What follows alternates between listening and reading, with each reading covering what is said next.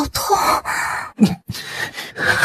楚清歌，你好大的胆，居然敢给本王下药！既然如此，那本王就成全你。身上的男人还在继续，一阵刺痛让楚清歌惨叫了声，脑子里顿时多了些不属于自己的记忆。他穿越了，本是21世纪的古一继承人，因为一场事故死后魂穿到了古代。原主原本是身份尊贵的楚家嫡女，却因为一朝滴血认亲，成了假千金。真千金归来，她便从神坛跌落泥潭，还被逼迫嫁给昏迷了3个月的活死人秦王。没有想到进了洞房，两人中了迷药，植物人王爷醒来就暴怒了。放开我！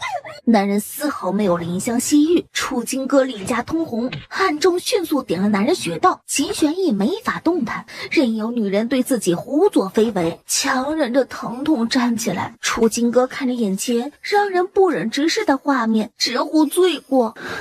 楚清歌，你死定了！我没有给你下药。你以为本王会相信你吗？谁让你来王府的？你也不吃亏。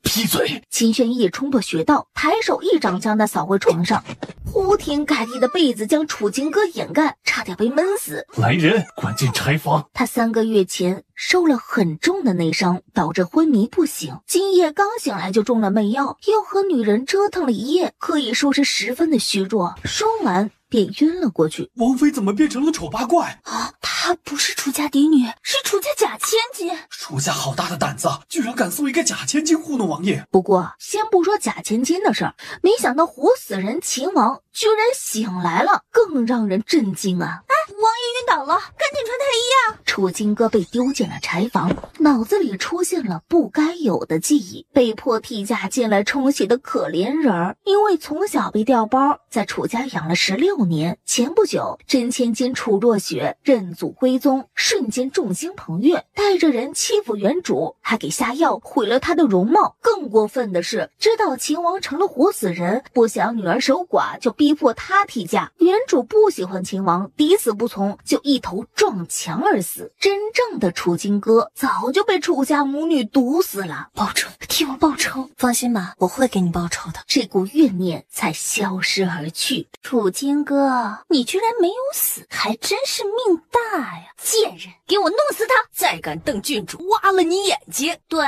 就先挖了他眼睛，毁了容貌还能勾引玄印，挖了他眼睛，看他还怎么勾引玄印。是郡主，用力往他肚子上一踹，婆子身子被重重的砸在墙上，吐口血晕死过去了。杀人了！快把他绑起来！都被楚清歌打飞了。楚清歌，你别过来，敢动我，玄一哥哥不会放过你的！楚若雪吓得尖叫，最近欺负楚清歌，她都不敢还手，没有想到今天却疯了似的敢反抗，究竟是怎么回事？难道他疯了吗？来人呐！楚清歌眼疾手快，揪住女人的头发，用力拽进屋里，坐在她身上就是一顿暴揍。你死了！今天我还要打死你！住手！参见王爷。放肆！谁准你伤害若雪？楚若雪从地上爬起来。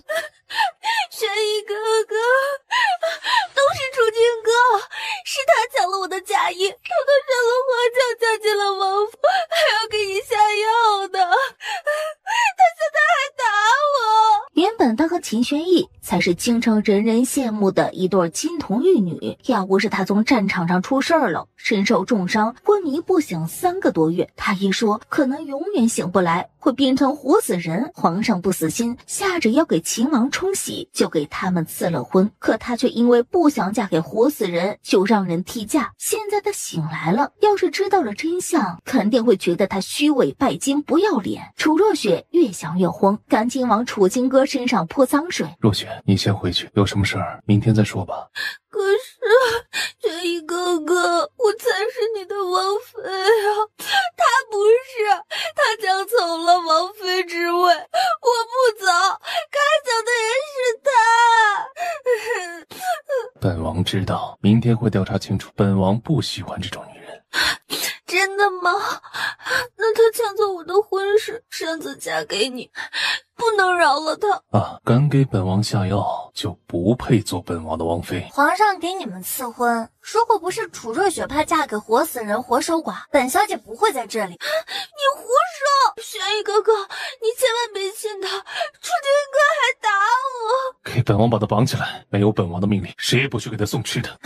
我没有给你下药，替嫁的事情也与我无关，放开我，我要离开这鬼地方。穿成一个替嫁小可怜就算了，没有想到这男人还有心上人。既然他要喜欢白莲花，那他不要这种脏了的男人。闭嘴！本王现在不想看到你，你给本王老实点儿，不然鞭子伺候。秦玄逸心中暴怒，想不明白这女人搞什么花样。从前当众拒绝他的求婚，现在又设计嫁给他，还敢给他下药。你以为秦王府是你想来就来，想走就走的地方？他身上散发着浓浓的杀意，据说他是苍穹国战神，战功赫赫，却是杀人不眨眼的魔头，性子阴晴不定，冷酷又无情，敢得罪他的人必死无疑。敢跑，本王杀了你！把他给本王关起来。秦玄逸身体还很虚弱，说话间就晕了过去。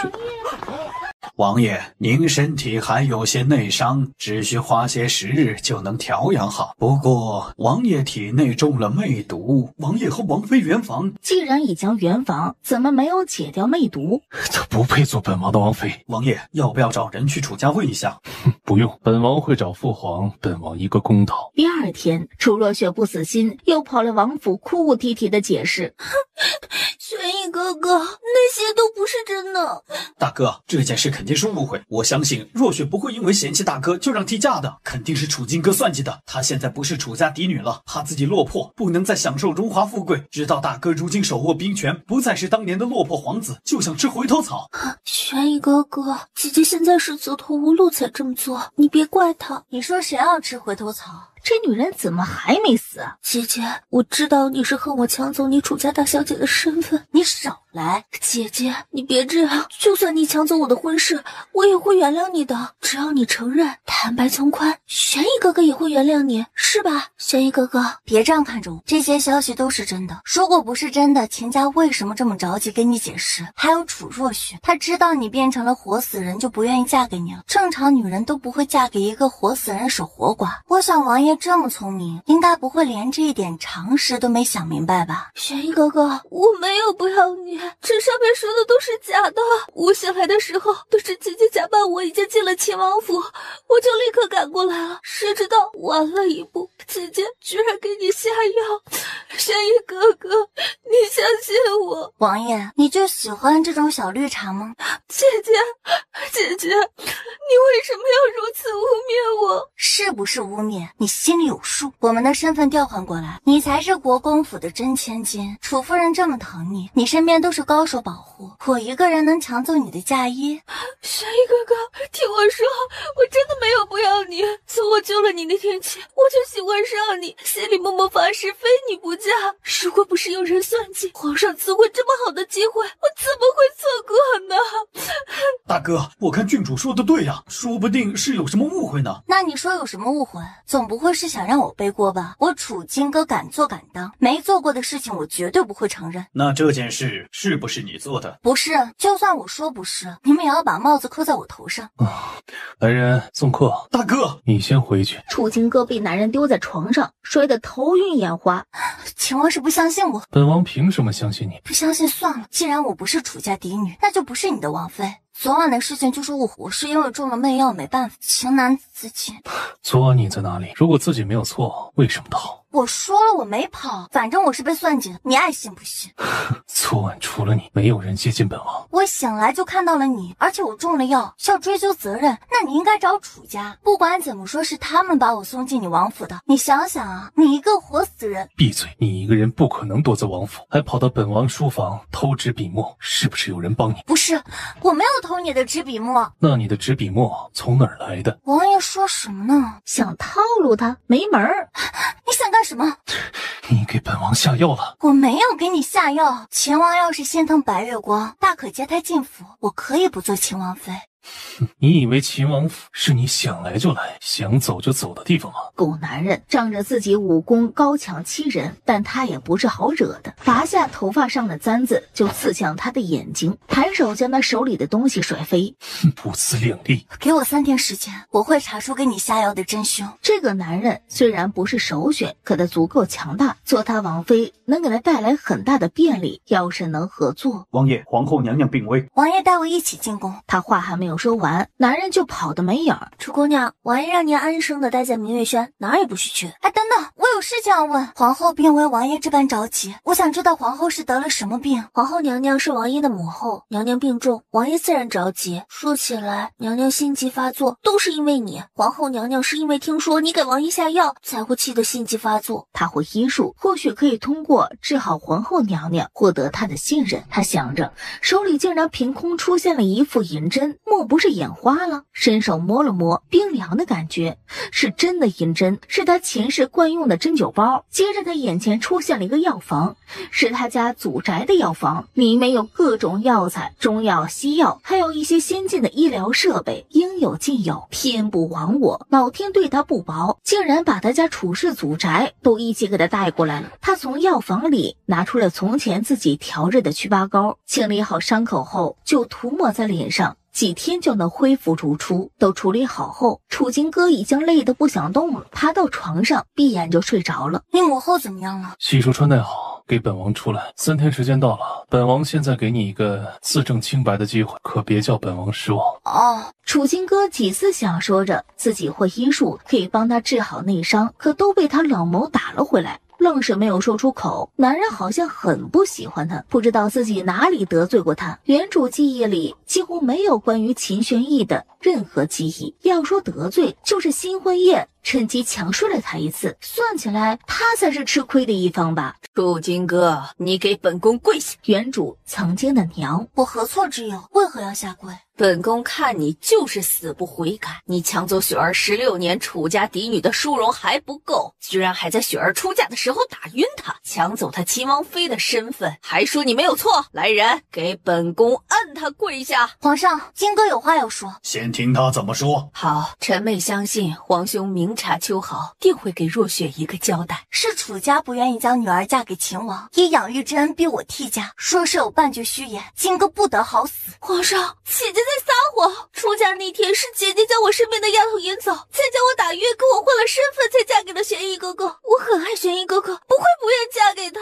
皇兄啊，这件事我们楚家解释了很多遍了，我想不需要再听楚金哥狡辩。他从前就刁蛮任性，心思恶毒，他说的话不值得信任，真是半点母女情分都不留啊！16年的母女感情都喂了狗了。楚金哥替原主感到不值。楚夫人这番说辞是在倒打一耙，要是真要调查清楚，那就应该去调查楚家的下人。有谁看到我打晕了楚若雪？你这么说又有什么证据？口说无凭就是污蔑。你住口！有你这么跟本宫说话的吗？本宫真是养了白眼狼。那天你找我替楚若雪出家，就说过了当还了16年的养育之恩。楚夫人现在怎么出尔反尔？楚家堂堂一个辅国公府，你一个公主敢做不敢当，哼，真是让人大开眼界。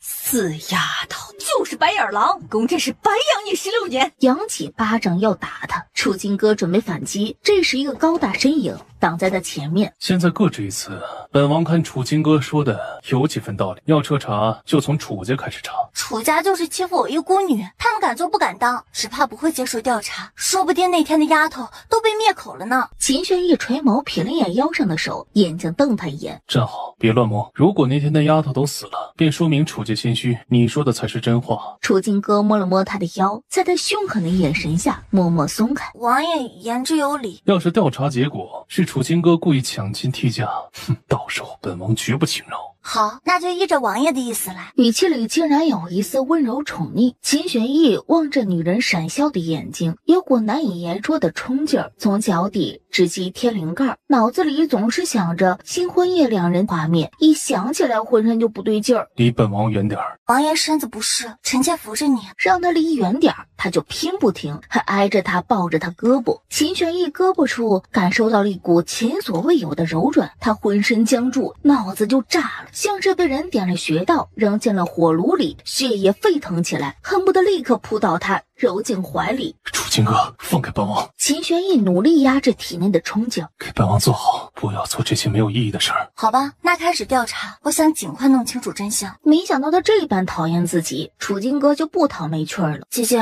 你要不要过来坐？不用，站着挺好，可以保持苗条身材。小姐，奴婢对不起你，虽然您对奴婢恩重如山，可奴婢不敢害郡主。那天您让奴婢给郡主下药，奴婢没有这么做。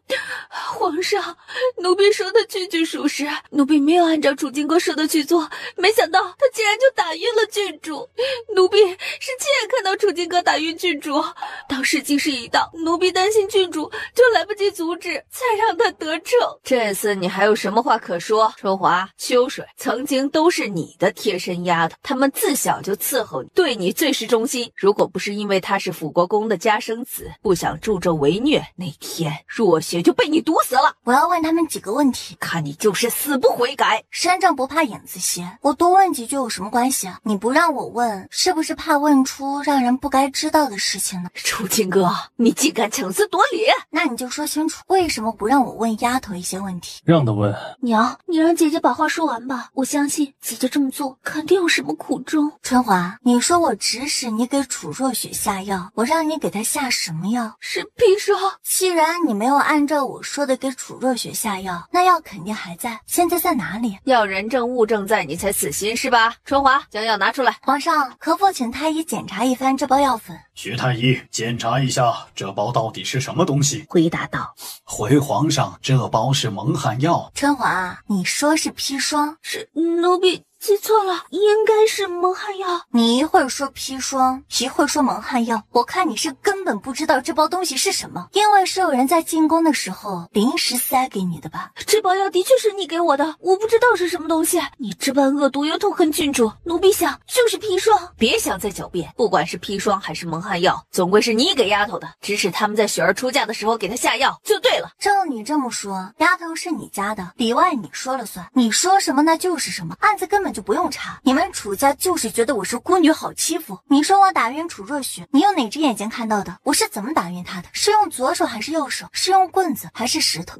奴婢当时没有看清楚，只看到你穿上嫁衣，郡主倒在地上。皇上，金哥问完了，只是金哥还有一些疑惑，不知道该说还是不该说。有话就说。滴血认亲后，我就不再是辅国公的嫡女，在楚家我就是一个透明人，楚若雪才是众星捧月的楚家嫡女。她出嫁那天，身边应该有很多人是围着，包括文心公主，身为亲生母亲，都会在她身边送她上花轿。这么多人围着新娘子，我想不明白，我是怎么把他们全部人都引走，再打晕楚若雪，换上嫁衣上了花轿？辅国公府守卫就如此无能吗？还是说辅国公府对皇上赐婚的事情并不满意，丝毫不重视，所以这般随意嫁女儿？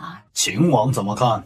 国公府丫头说话前言不搭后语，儿臣觉得这两个丫头可以，有受人指使污蔑楚金哥的嫌疑。玄一哥哥哪有这么多指使？我想就可能是有什么误会。金哥是我们国公府养了16年的养女，若雪是我亲女儿。如果秦王觉得我们国公府有意用养女搪塞你，那今天当着皇上的面，你可以再做一次选择。若是你想娶若雪，我不会反对，可以再选一个良道吉日让你们成亲。本王已经娶一回妻了，接着又去侧妃，不合规矩。侧妃？你是不是搞错了？我说的不是侧妃，是正妃。你要想娶雪儿，就得是正妃之位。若雪是我们楚家真正的嫡女，太后亲封的郡主，身份尊贵，只有她才配得上你正妃之位，而楚金哥才是侧妃。本王没有说想娶。你既然不想娶我家若雪，为什么还不依不饶，告状到皇上面前？父皇下旨赐婚的是楚家嫡女，楚家要是真想将女儿嫁给本王，就不会出现这么多误会，最后送了一个假千金进府。如今又要本王娶楚家的女儿，让假千金替嫁，是怎么回事？楚家心里清楚，别当本王是傻子。父皇，儿臣今天要的是一个公道，楚家这般做法就是抗旨。母后，他没想到楚金哥会活过新婚之夜，更没有想到秦王会醒过来。哀家看呐，就是一个误会，要不然就将错就错吧。金哥在楚家长大，算起来来就是楚家的女儿，圣旨赐婚说是楚家嫡女，她曾经也是楚家嫡女。既然你不愿意娶若雪为正妃，那这件事就到此为止吧。那父皇的意思就这样放过楚家，任由楚家藐视皇祖，羞辱本王。你住口！听说皇帝不喜欢秦王，没想到是真的。父皇息怒，父皇明察，这一切都是楚金哥的错，他就是想利用大哥。木儿一开口，他就咳嗽激烈不止，上气不接下气。母后，皇上，皇后娘娘是气喘病发作了。父皇后躺平，门窗打开通风，大家都散开，人挤在皇后娘娘身边，空气不流通，对她病情有影响。楚金哥，你真当自己是神医啊？给本王滚开！都是你害的！要是母后有什么事，本王不放过你！你给本王先回府。我懂一些岐黄之术，皇后娘娘的病我能治，你相信我。现在皇后娘娘情况很糟糕。不要胡闹，给本王先回府。你真会医术？我回去再跟你解释。姐姐，你对玄逸哥哥做了什么？姐姐，你怎么能用针扎玄逸哥哥呀？毒妇害了母后不说，居然还敢伤害大哥！来人，把这个毒妇给本王抓起来！让他试试。大哥，你是不是被这女人蛊惑了？皇上，微臣无能，没办法帮皇后娘娘平喘。父皇，让楚金哥试试，一切罪责儿承担。玄逸哥哥，姐姐根本不懂医术，你不要糊涂呀！要是他救了皇后，秦王和燕王都会激他，到时候玄逸哥哥就会更喜欢他了。不行，绝对不行！娘，姐姐根本不会医术，要是害死了皇后娘娘怎么办？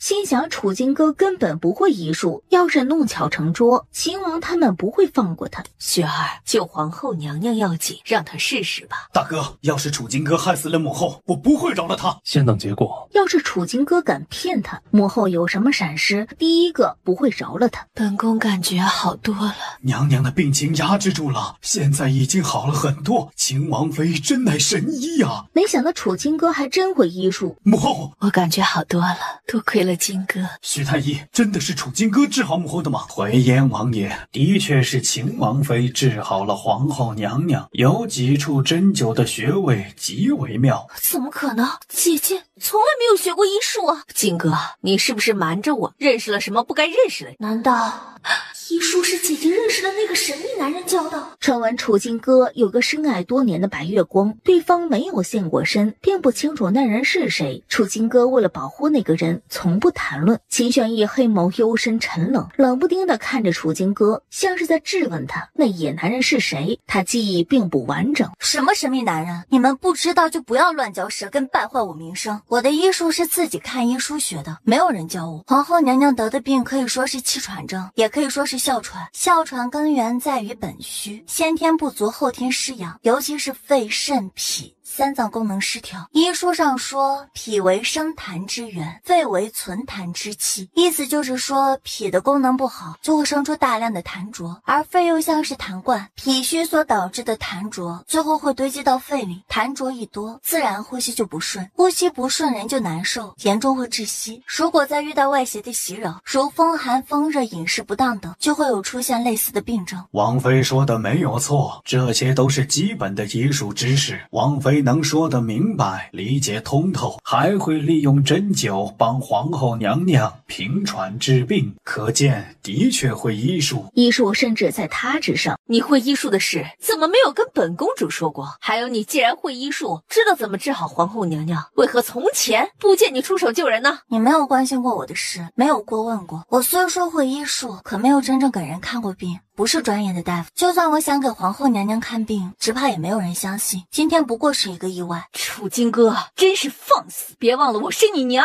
就算不是亲生，本公主也养育了你16年。楚夫人，你说话真是搞笑。从我进福宁宫开始，你就处处想置我于死地，可见你对我并没有一分情分。那我为什么要敬重你为养母呢？还有，我早就说，那天你找我替嫁时就说了，我替楚若雪出嫁，就当是还了楚家这16年来的养育之恩。我上了花轿替楚若雪进了秦王府，从那天开始，我和楚家就再无任何养育之恩。现在再拿养育之恩来挟恩图报，你让大家评评理，你觉得合适吗？姐姐，你别这样，千错万错都是我的错，你不要怪娘亲啊，娘一直很疼你的，只是不知道怎么表达，她是怕你走上迷途，想你早点知返。若是你心里有恨，就恨我吧，我可以回苏家，你回来继续做楚家的大小姐，不要再跟娘亲身志气，好不好？不要说的这般委屈，不知道的还以为我恶意抢走你楚家嫡女的身份呢。我没有这样说过。我记得新婚之夜那天，大半夜跑来秦王府，在秦王和燕王面前就说了这样的话，哭诉我抢走你心上人，可明明是你自己嫌弃秦王变成活死人，不愿意嫁给我没有。姐姐，你为什么总要这样说我？楚金哥，你住口！再欺负若雪，我饶不了你。要不让秦王和燕王帮你解释一两句？楚金哥，你不要太过分了。你救了母后，王心里感激你，但这不是你可以随意欺负若雪的理由。若雪没有说过你的坏话，天他是来给你解释的。如果不是你从中作梗，若雪那么爱大哥，早就嫁给了大哥。皇上，今天金哥进宫就是想要说清楚，我并没有抢亲替嫁，更没有给秦王下药，都是楚家让我替嫁。我穿的那件嫁衣就带着媚香，这2件事情都不是我做的。该说的我都说了，该查的也查了，事情真相如何，相信群众的眼睛是雪亮的。若您还是认为我是在狡辩，楚家是无辜，那我无话可说。皇上，臣妾认为母后说的有道理，既然已经错了，那不如将错就错。金哥刚救了臣妾，臣妾觉得和他有婆媳缘分。皇嫂啊，不是我对金哥有意见，他是我养大的孩子，他什么品性我清楚，他配不上秦王，更没法胜任秦王妃的身份，还是侧妃更适合他。叶儿，你觉得如何？他若能治好母后的病，儿臣便认得这个王妃。他打算治好皇后的病，取得秦王信任，利用他对付这对母女。楚金哥权衡利弊后，不管王爷认不认可我都会治好皇后娘娘的病，您放心。那就以3个月为期，若是你治不好母后的病，我收拾包袱立马走人。如果你没有按期治好母后的病，你就留在秦王府为奴为婢。楚金哥心里不乐意，但没有说什么。金屋拿了支笔写了一张药方给徐太医，他一定会治好。等办完事儿，他就拍拍屁股走人。妙啊，这是专治皇后娘娘气喘的病啊！如果想皇后好得更快，他可以从祖宅空间里拿出现成的药给她服用。不过秦玄义说3个月为期，那就3个月吧。他正好可以利用这段时间，好好替原主报仇，出口恶气，再离开这个鬼地方。徐太医要是觉得没问题，那就按照这个药方抓药，每天3次，1次半碗，按时给皇后娘娘服用。不过皇后娘娘还有心疾，平时还得吃心急的药，会不会相冲？娘娘平时吃的药方拿过来给我看看，心急的药就先停了吧，治好了气喘病再治心急。楚家假千金替嫁的事儿就这样和稀泥了，楚家躲过了一劫。秦玄义心里极度不爽。你医术到底跟谁学的？我解释过了，不想再多做解释。你走路回府。秦玄义，我发现你这人还真是小气巴拉的，你带我来就得带我回去。楚金哥站在原地，看着渐渐远去的马车。谁稀罕？姐姐，你和玄义哥哥吵架了吗？要不你上来，我捎带你一程。滚！姐姐，你跟我回去和娘亲认个错，娘亲会原谅你的。放开！啊！哪知道他都还没有出手，女人就自己摔倒在地。哎，郡主，楚金哥，你真是恶毒，居然敢推郡主！金娥不得无礼，姐姐不是故意的。郡主，你也太善良了，你好像要送他回府，他却恩将仇报，故意推你。前面的马车停下来，王爷，楚金哥真是太可恶了，他居然推倒郡主。玄义哥哥，不要怪姐姐，是我自己办到的。我可以作证，是他自己摔倒的。秦玄义心情烦躁，这女人就不知道跟他服软。金哥，你又欺负若雪。大哥，这是从小就宠爱他的大哥楚京云，可如今不再是他的大哥了。原主残存的感情让楚金哥看到他时心脏不由揪痛。你为什么不听话，总要跟若雪过不去？我没有推楚若雪，你爱信不信。他可不是原主，管他什么老十子大哥，都没有他填饱肚子重要。给若雪道歉再走。你耳朵有病就去找大夫。金哥，我是为了你好，赶紧给若雪道歉，你不该欺负若雪。你这人真是烦。耳边一道利剑擦肩而过，不过剑锋穿透了他骨头，这条胳膊算是废了。那是秦玄义的佩剑。大哥，你的手。秦王，你为何如此？本王的女人，你敢碰，找死！还不走！来人，快传太医！还看？没想到男人性格如此阴晴不定。你伤了楚京云，到时候楚家肯定会把怒气撒在我身上。这样的话，以后你可得要为我撑腰。文心公主那女人欺软怕硬，儿子被废了胳膊，肯定会将账算到她头上，不敢找秦王的麻烦。你还没有告诉本王，你跟谁学的医术？我都说了自己是看医书学的，说了你又不信，老问有什么意思呢？我看你受了内伤没有痊愈，要不要我帮你治疗？你先治好母后再说吧。硬一试，看你能撑到什么时候。只是他刚闭上眼睛，马车都是女人若有似无的馨香，秦玄义就感觉到体内有股热气上蹿下跳，他试图用内力压制，却没用，越是试图压制越是难受。他突然吐血，还以为他练功走火入魔了。楚金哥嫌弃的抬脚躲到一旁。秦王爷，您没事吧？要不要找人给您请大夫？闭嘴！喂，你做什么？你可谁知道男人突然扑过来吻他，带着血腥味儿，他感到恶心想吐，十分的抗拒。秦玄义，你发什么疯啊？请放开我！秦玄义觉得自己大概是真的疯了，女人一靠近自己，他就克制不住，掏出银针往他脖子上一扎。去你的！楚金哥，你好大的胆子！你才是色胆包天，狗男人！看什么看啊？再看本小姐就抠了你眼珠子！又不是没有看过，那天爬本王的床，你不是挺能耐的吗？我都说了没给你下药，今天查出来是楚家的阴谋，还有后来你不是比我还热情？不管是谁，每一项都是你带来本王身边的，害本王中毒，这跟你给本王下药没有分别。还有，是你先睡了本王。楚金哥，你最好离本王远一点。强词夺理，我看你呢就是嘴硬，真是白长了一张小白脸。本小姐那天要是有选择，秦玄义暗中强行用内力逼出银针。本王看你是找死！楚金哥脸色一变，眼疾手快，一脚踹了过去。巧不巧，踹到男人脸上。王爷，我不是故意的，我给你擦擦。他生怕男人掐死自己。滚，离本王远点！这时马车晃了一下，楚金哥没有坐稳。给本王滚！我没想抱你，是马车突然摇晃，不关我的事。滚！喂，等会儿我，这衣服卡住了。好一会儿才把卡住的衣服弄出来，准备起来。只是这时又激烈晃了一下，然后突然刹车停了下来。楚金哥再扑了上去，睁开眼睛，四目相对。王爷，没想到王妃这么猛，居然扑倒王爷，扒了王爷的衣服。秦玄义忙推开女人，正襟危坐。什么事儿？楚金哥爬起来，你就不能温柔一点？闭嘴！太后派人来，让您立刻带王妃去趟国公府救楚大公子。本王身体不适，楚金哥要市集，没空。楚二公子带人拦住了去路。秦王，你伤我大哥，要是不给我一个交代，我楚家绝不罢休。这位曾经的二哥对他也是疼爱有加的。不过自从楚若雪回来后，楚家所有人都开始变了，所有光环都倾向了楚若雪。金哥，你给我出来！大哥都快被你给害死了。我们楚家养你这么多年，我们兄弟自问待你不薄，你为什么这么做？我们楚家哪点对不起你？一根筋。现在怎么办？回府。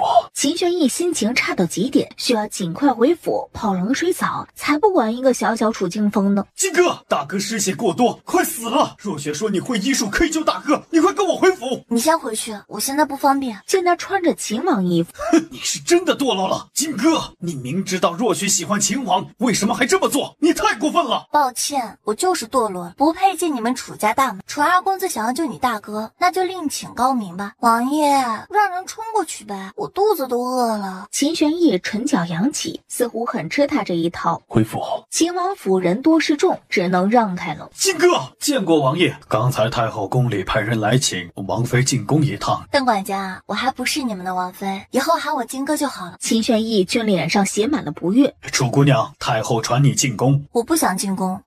不想进宫就不进。王爷，你伤势还没好，我可以给你调理身体。不需要。你受了很重的内伤，这世界上除了我就没有人能治好，而且你内伤已经伤到了五脏六腑，不能再拖了。他不进宫也需要一个理由，否则太后会找他麻烦的。照顾身体不适的秦王是最好的理由，只是他一句话的事儿。可刚才在马车里把人得罪了，这男人挺小气的，说不定不会帮他。本王要沐浴，你要来伺候。不了，我笨手笨脚，怕伤到王爷。说完他麻溜跑掉。属下这就让人备水。备冷水。王爷，请许太医过来，就说本王吐血，身边需要人伺候。紫云姐姐，王爷好像吐血了。秦玄义又吐血了。你早知道王爷身体不好，为什么还气王爷？谁气他了？分明是他自己死鸭子嘴硬。王爷，您没有找王妃解毒吗？本王没事，这件事不许声张，更不许跟他说。想不明白他娶了媳妇，这种事儿上为什么要忍耐呢？想办法给本王调制丹药压制住。秦玄义一靠近楚金哥，碰到他体内的魅毒就会发作。魅毒是没什么药物可以克制的，唯有阴阳调和。不过王爷真想压制，那就带上寒玉，也可用内力压制。只是王爷内伤未愈，带寒玉对身体不好。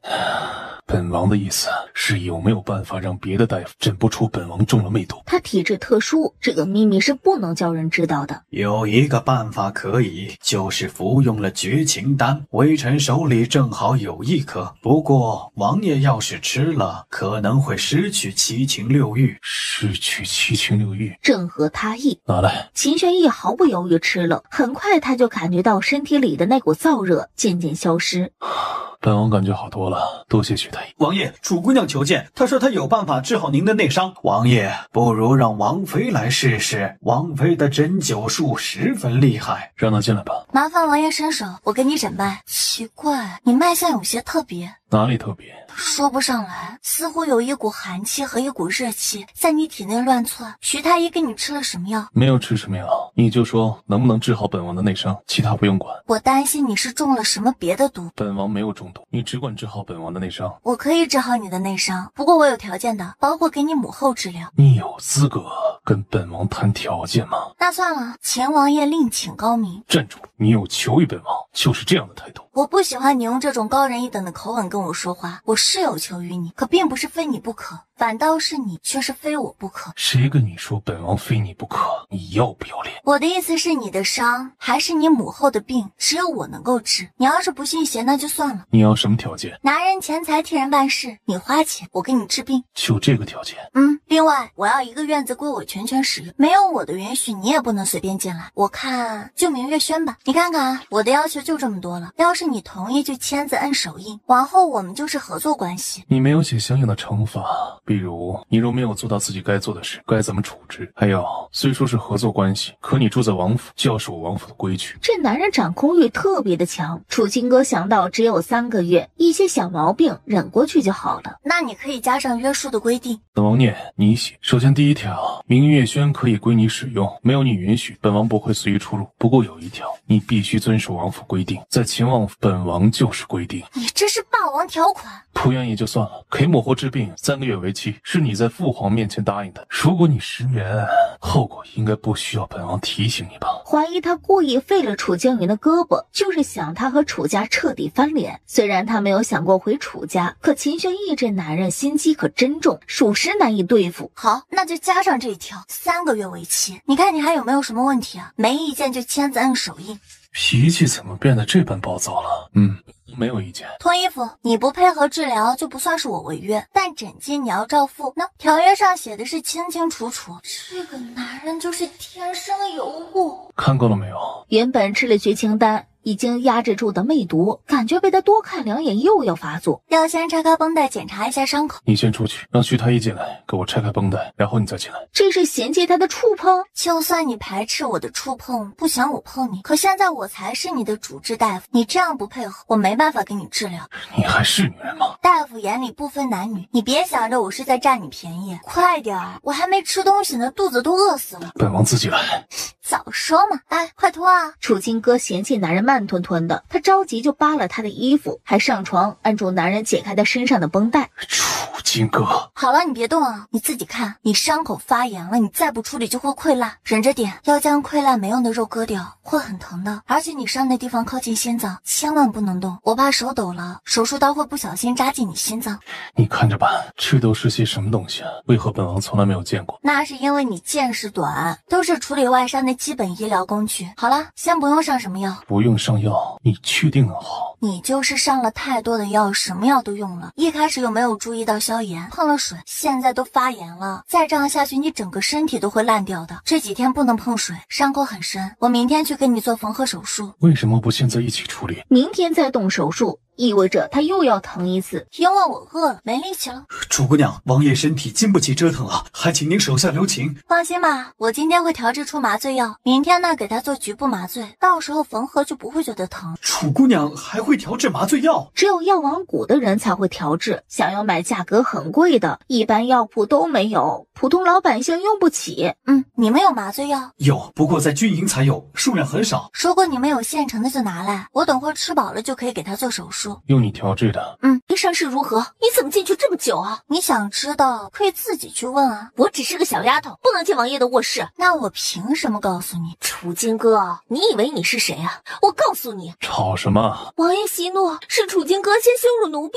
王府的下人都这么不懂规矩的吗？那我明月轩不需要这样脸大的丫头，还是留给你自己用吧。我看他还挺想伺候你。紫云脸色一阵青一阵红，心里害怕又很期待。她本来就是皇后娘娘送来给秦王做通房的丫头，被派去伺候楚金哥，心里早有不满。不想留在明月轩，那就送出府。本王府上不需要不听话、不守规矩的人。楚姑娘，紫云被罚了20板子，送回了宫里。你想走，本小姐不留你。楚姑娘，奴婢不走，奴婢誓死跟着你。你想留下就留下，起来吧，我不是王府的主子。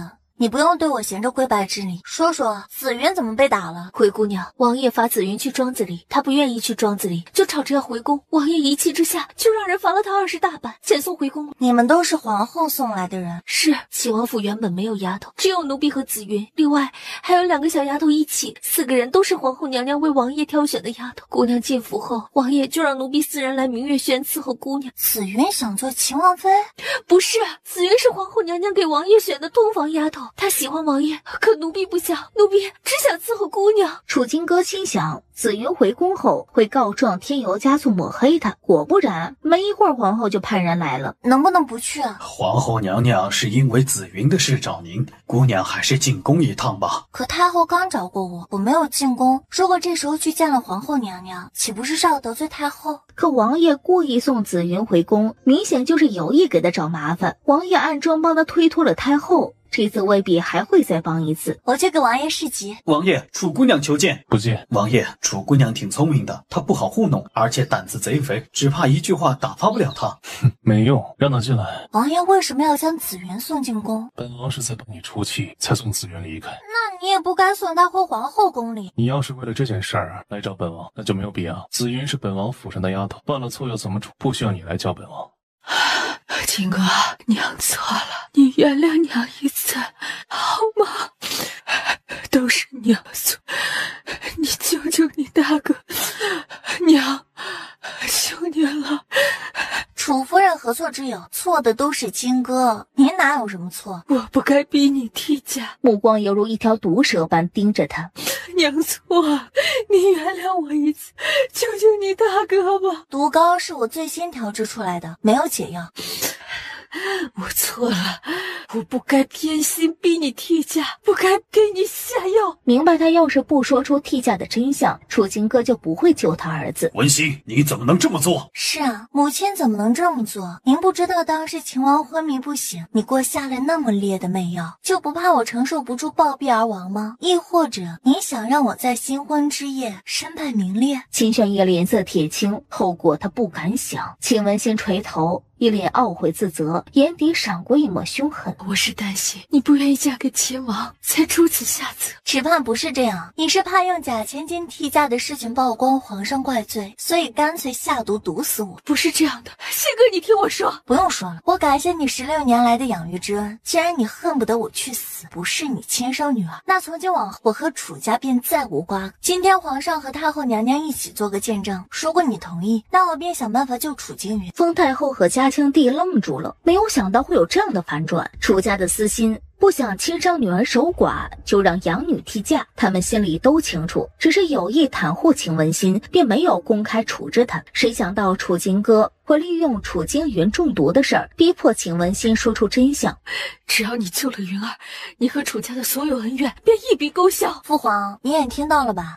如今真相大白，朕知道你受了委屈，等国公爷回来，朕会给你一个交代。现在人命关天，先救楚大公子，你跟我来楚家。我不去楚家。为什么？怕楚夫人报复我。事情已经解释清楚，你若救了云儿，本公主不会再找你麻烦。谁知道啊？秦王，你晚些再去军营，现在陪你媳妇儿去趟国公府。那毒膏的事还没有结果呢，楚若雪偷我膏药，怎么处置？嘉庆帝差点没有绷住，这睚眦必报的性格也不知道像谁。楚若雪偷盗膏药，杖责20大板，毁了皇后的药引，国公府要负责找回药引毒膏，3天内找不回来，便赔偿1万两给秦王妃，让她帮忙找。谢父皇为儿臣做主。娘。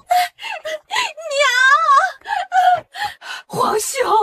最近你真是不像话，惹出这么多烂摊子。国公爷过几天就回来了，你还是想想怎么跟他交代清楚吧。这些年他都不喜欢楚金哥，国公爷却是当宝的。要知道他这么对楚金哥，不知道会怎么愤怒。皇上，母后，孩子做错了事就要严厉惩罚，不然他不长记性。偷盗可是叫人不齿的行为，要是传出去了，迟早毁了若雪。楚金哥这孩子不是好欺负的主，今天要是不打楚若雪20大板，他一气之下到处宣传，这样丢的不仅仅是国公府的脸面，还有皇家的脸面。温馨溺爱孩子在所难免，我们作为长辈要约束好他们，孰轻孰重，真想母后心里应该清楚。哀家罚了，你们都退下吧。都说你父皇母后不喜欢你，今天我看好像不见得。你父皇英明神武护着你，那是父皇袒护他，要是袒护秦雯心，他会这样说，只怕会骂父皇昏君，连带他也要被他骂。这女人素来懂得审时度势，狡黠如虎，爱记仇。你哪只眼睛看出来父皇护着本王？父皇是在给国公爷面子。国公爷面子很大吗？国公爷做了你16年的爹，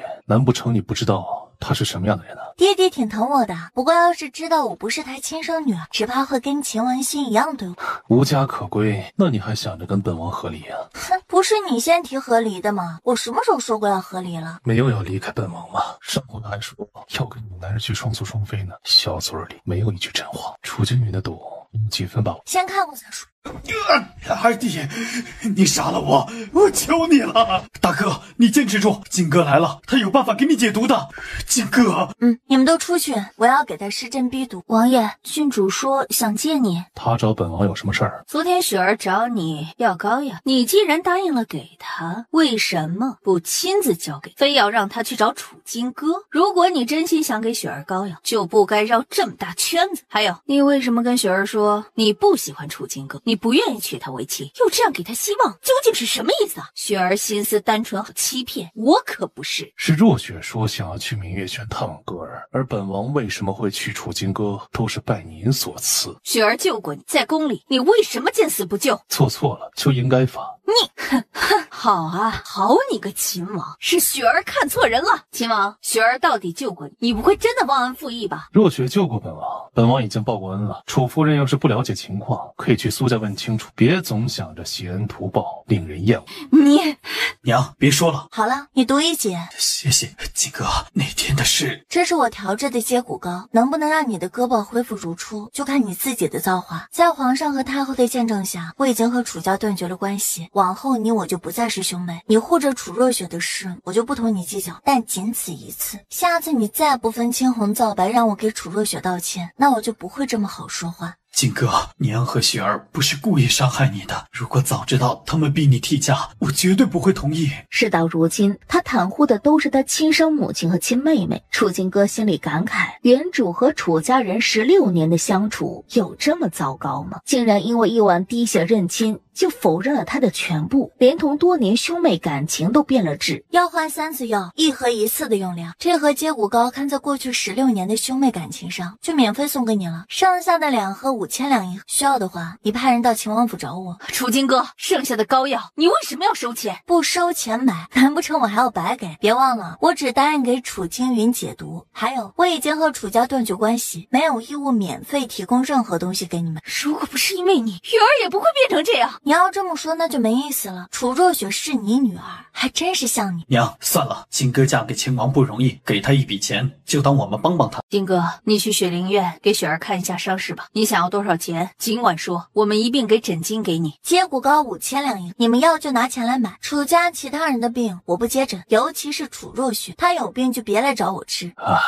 秦王妃，请留步。秦掌柜，找我什么事啊？我们小东家，站住！慕容公子找我，先学是身体不适，我去给他看看。言外之意，别耽误我挣钱。慕容颂找的肯定是看上了他的接骨膏，有意想跟他合作。等他找到了新的合作伙伴，就可以把他踹了。别忘了你的身份，身为秦王妃，你敢当着本王的面去见别的男人，那就别怪本王打断你的腿。秦王息怒，我们公子不仅仅邀请王妃，还邀请了您呢，本王没空。秦玄义怒意不减，抱起女人扛在肩膀上，走进马车，扬长而去。秦玄义，你又发什么疯啊？不准见慕容颂！你凭什么管我？你不想多挣点钱吗？我们可以跟他一起合作，到时候挣的钱分你吧。你平时要忙军营的事，哪有空做生意啊？我这么做也是为了帮你挣钱，有了钱你就可以养兵马，有了兵马实力就越来越大，到时候就没有人敢欺负我们。为了帮本王，这3个月后你要和本王和离，到时候这钱怎么分？到时候别以为本王是傻子，你现在利用本王给你庇护，等本王没有利用价值就踹了本王，当真以为本王不知道你心里在想什么？楚金哥感到心惊，心想难不成他是自己肚子里的蛔虫？他想什么的居然都知道。那你要怎样才能相信我？这3个月就当是考验你，没有本王的允许，不准见任何男人。慕容颂要是想合作，就让他来找本王。所有的事都必须经过本王，不许有任何隐瞒。如果你能做到，本王便信你。好啊，就这么定了。我也不想去应付那些富家公子，你要是全包了，那我就可以专心调制药膏了。楚清哥，你先放开我！要不要做本王的女人？你说什么？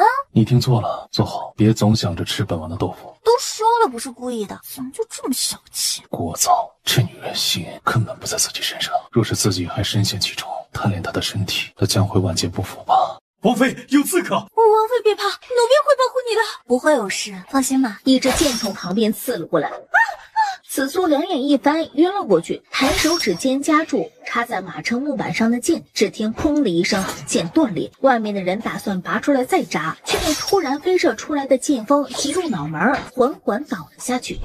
楚金哥，秦玄义骑马从军营赶回来。为什么不听话？本王不是说过不许你见慕容颂吗？楚清歌想解释一下，就这时候，一道暗器从左边袭击他。秦玄义上前抬手，飞快扫开毒针，将马车震得4分5裂，仿佛是男人熏现的怒火。秦玄义便将他抱起来，腾空而起。那些如雨落的毒针一直朝他袭击，秦玄义抱着他精准躲开，也不知道是什么人，居然用这么毒的手段来杀他。就在这时，顶头传来男人闷哼了一声，他不慎被毒针击中了。秦玄义，闭嘴！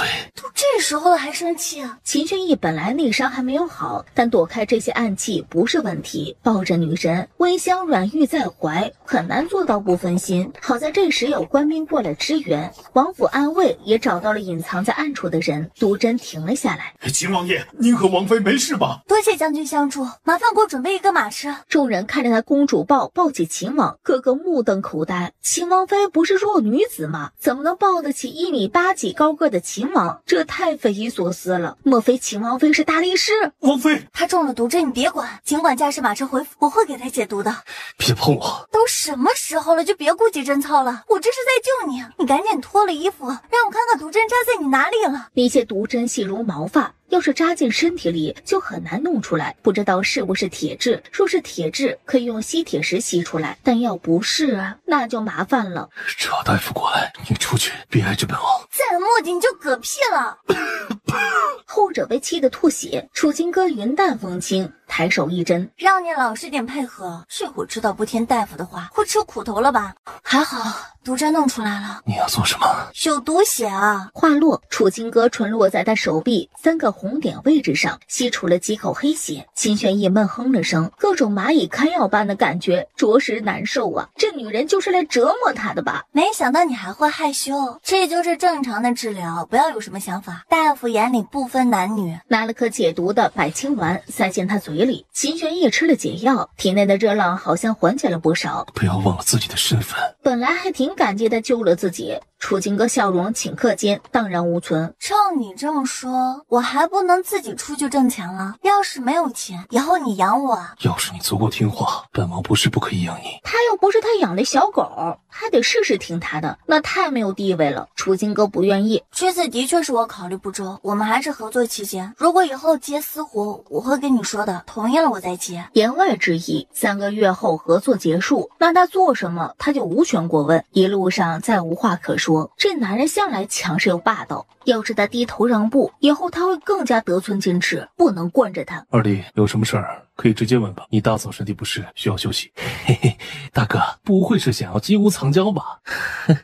今天是世杰第一天到大理寺任职大理寺少卿，第一次接案子啊，正好前阵子跟大嫂有些误会，就想着当面跟大嫂道歉呢。秦王爷有理了，前阵子的确是在下不对，我没有想到秦王爷会对楚金哥这般痴情。封大公子的道歉之意，本王替王妃收下案子的事，你们去抓刺客，其他的本王和王妃都提供不了什么线索。王爷，金玉楼送来一些补品，说是给王妃的，另外还有赠送了20万亩良田。大哥，嫂子和慕容公子是什么关系啊？好端端的，他怎么又送补品又送田产呀？昨天他去了金玉楼，很晚才回来。莫非住口？楚金哥是本王的王妃，容不得你说三道四。大哥别生气，我就是好奇随口说说的，没别的意思啊。秦王妃昨天是给我们公子看病，这些都是我们公子王妃的谢礼之一呀。慕容家真是好大的手笔。金掌柜，你们公子是什么意思？不是说好了给10万两黄金吗？已经付了1半的整金，剩下的事成之后再付清。没想到楚金哥居然这么能挣钱。昨天经过王妃的治疗，我们公子的身体好多了。昨天耽搁了一些时间，害王妃遇刺受惊，我们公子心里过意不去，所以便赠送良田，略表心意。王妃千万不要推脱，您治好公子的病，穆家都会感激您。楚金哥眼眸轻眯，他刚想要买田产，慕容颂就送上门，看样子他的消息很灵通呀。礼品我收下了，正好是缺几味药材，等调制好丹药会赠送给慕容公子几瓶。良田我本来是有意要购买，现在慕容公子既然有闲置的良田，那我花钱买。金掌柜算算多少钱？如果慕容公子不收钱，本王妃可不敢白收这份礼，要不然就用整金抵消。那20万良田就1万两。楚金哥看脸秦玄义，有意询问这个价钱怎么样。他对这个朝代的物价不太了解。秦玄义点了点头。那好，这是1万两银票。金掌柜请示王爷，他们来干什么？大嫂，父皇命我们来查刺杀你的刺客。上回的事是本公子不对，希望楚大小姐不要见怪。昭王爷想要查刺客的事，我也爱莫能助，因为我根本就不知道是什么人要杀我。秦玄义，你知道这些田地在哪儿？我想去看看。改天吧，我有空带你去。现在刺客没有抓住，外面并不安全。你知道是什么人要杀我吗？王爷，刚才户部来派人来说，这个月军饷没办法保证，要先紧着边关的将士们。龙虎军的军饷可能又要延后。龙虎军是秦王这2年自己组建的军队，都是从一开始被别的军队淘汰下来的人，经过他的训练，现在个个都成了骁勇善战的精兵。秦玄义就是靠着这支军队立下赫赫战功，叫敌人闻风丧胆。朝堂有些人却反对他组建私兵，要他把龙虎军的兵权交出来。秦王不同意，为此军饷就被卡住了。如今龙虎军跟着秦王退居回京城，引起了边关不少将军的不满，朝堂上也颇有微词，打仗费粮草费银子，龙虎军的军饷月月拖欠，都是秦王自己贴补。龙虎军是你的兵？朝廷为什么不给军饷？秦玄义没有说话，解释不清楚。接骨膏准备接，本王等会儿去找慕容颂。你是不是没有钱？真没有啊？那你3个月后怎么给我结算整金啊？楚金哥声音拔高，感觉自己是被骗昏了，怪不得偌大的王府没有几个下人，原来是没有钱请下人吗？你还有多少钱？回王妃，王府账房已经透支了，没有钱，府上值钱的能卖的都卖了，只剩下您的嫁妆。总算明白秦文新为什么不同意亲生女儿嫁进来了，感情是早知道秦王府穷得叮当响，只是一个空壳。楚若雪为爱发电，根本看不到本质问题，秦文新却不傻。钱的事你不用管，本王会想办法。先借给你，不过说好你以后有钱要还给我，还得给我写欠条。他已经写了好多张欠条了，不在乎再多1张。本王会把钱还你。你拿什么还？心想到时候还不起，干脆伺候他得了。当然这话他不敢说出来。3万两够了吧？够了。没关系啊，你慢慢还。本王会尽快还你。接骨膏的事你赶紧准备，以后给慕容颂看病，让他来王府，你别去金玉楼了，不安全。你知道谁刺杀我？本王会查，不用你操心。外面不安全，你不要出府。你不回你屋睡觉，你跑我屋来做什么？三弟找你买2盒接骨膏。燕王也说断腿了吗？没有，是楚家让他来买的。想到傻弟弟，秦玄义就心累，懒得说。你等一下。楚金哥起身去给他拿了2盒接骨膏，另外给了他3000两。什么意思？说好了7、3分，这份是你应得的，欠我的钱到时候一次还给我。秦玄义搞不懂他什么意思，他缺的可不止3000两。我困了，你怎么还不走？本王今晚不走了，不是第一次睡在一起，没必要大惊小怪，本王不会碰你。老实说，你是不是贪图本小姐的美色？男人笑了，睡觉。你觉得本王会贪图你的美色啊？谁知道你？不然你怎么解释你为什么吻我？不能是因为喜欢我吧？本王对你怎么样，你难道不清楚？清楚啊，就是不喜欢他呗。如果本王贪图你的美色，你愿意吗？当然不愿意。只怕由不得你。如果你敢跟野男人跑，本王会打断你的腿，再把你做成人质。秦玄义，你还是个男人吗？秦玄义翻滚摔倒在地上，冰凉的地板让他瞬间清醒。钱，本王会尽快还你。冷冷丢下一句话，起身便离开。我明天还是想要搭建一个灶台，到时候我建房子需要花费些时间的，不能像锄地一样花力气活就可以。那也明天再说。你昨天劳累过度晕倒了，到时候再累倒，谁给母后调理身体？我现在好了。楚金哥靠在他怀里，感觉还是有些累的，说话间就睡着了，盯着他雪白的耳朵和脖子，他紧紧搂着女神，贪恋她的温软。父皇息怒，息怒？朕没办法息怒。你说你都干的叫什么事？朕让你去打仗你不去，却让龙虎军的精兵去种地，朕看你就是想气死朕。皇上，秦王也是一时糊涂，还请给他一次改过自新的机会。什么改过自新的机会？朕看他是没救了。臣听闻秦王迷恋秦王妃，才会做出如此荒唐事儿。以往秦王再糊涂，也干不出这样的事儿。秦王妃的确让人觉得可疑呀。她原先在闺阁根本不会医术，却一夜间会了如此高超的医术不说，昨天救了张将军，都是用了什么妖术？本王看你才是老妖怪，妖言惑众。皇上您看，王爷真的是被迷惑的神志不清了。秦王妃救张将军是怎么回事？父皇，歌儿不是什么妖女，她昨天为了救张将军，劳累过度晕倒。如果没有歌儿，张将军没可能活。是有些人嫉妒他医术高明，故意造谣诋毁。此人儿臣已经抓了起来，明天儿臣会给一份完整的折子，跟父皇说明。那你让龙虎军跑去给他种地，又是为什么？你不知道，如今边关打仗如火如荼，正是用人之际。你不带龙虎军去边关支援就算了，却让士兵跑去种地，这不是平白让人找到把柄吗？不逮你谈和，找谁谈和？儿臣认为士兵种地也是一种训练。虽说种地可以训练体力，但是士兵在军营，每天朝廷都是要给俸禄的，秦王却让士兵出来种地，这样不就是假公济私吗？龙虎军没有拿朝廷的俸，每个月都是本王私自掏腰包发俸，怎么就假公济私了？这么说，王爷的意思是您承认自己养私兵？凤相硬是要把屎盆子扣本王头上，本王能说什么？您权势滔天，父皇都没有您大，您说了算。